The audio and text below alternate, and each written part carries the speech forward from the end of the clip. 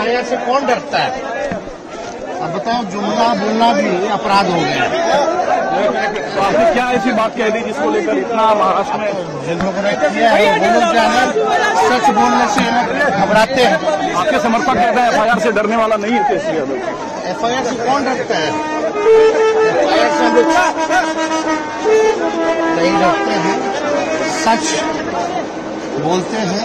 लोगों को सच बोलने से तकलीफ होती है।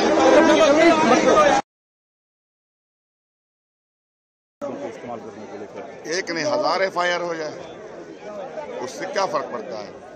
जब जुल्म की दास्तान चलती है, ब्रिटिश साम्राज्य के जमाने में भी एफआईआर और जेल हुआ करते थे। अल्टीमेटली आजादी मिली ना, अल्टीमेटली लोगों को मुक्ति मिली ना। तो ये तो भारतीय जनता पार्टी का जो आइडियाज है उससे मुक्ति लेने का संग्राम की यात्रा एक तरह से आप कह लीजिएगा। कहीं पर जेल में डाल दें या कहीं एफआईआर करें, कोई फर्क नहीं पड़ता है। हम जिस मकसद के तहत निकले हैं वो मकसद हमारा कामयाब है। वोट की चोरी नहीं होने देंगे। मौजूदा सरकार बिहार की हो या देश की हो, उसने जनता को तकलीफों में डाला है, परेशान किया। आप लोग मौजूदा केंद्र सरकार पर भ्रष्ट नीति का आरोप लगाते हैं। मोदी खुद हर जगह बिहार में भी कह रहे हैं कोई ऐसा कानून लाए हैं जिसके जद में आप प्रधानमंत्री भी होगा, कोई भ्रष्टाचारी बाहर नहीं होगा। मोदी जी कब क्या बोलेंगे कोई ठिकाना नहीं है। उनके बोलने का और उन पर यकीन कौन करेगा? जब एक बार आदमी का झूठ सिद्ध हो जाता है तो दूसरी बार उसके किसी भी बात पे यकीन नहीं होता है। तो उनका पैमाना तो गलत है सोचने का। वो डेमोक्रेसी को स्टैफल करना चाहते हैं, वो गर्दन मोड़ना चाहते हैं डेमोक्रेसी की। वो हम नहीं होने देंगे। डेमोक्रेटिक तरीके से जो कुछ भी करना है उसको कीजिए। परेशानी के आलम में बिल सब ला रहे हैं।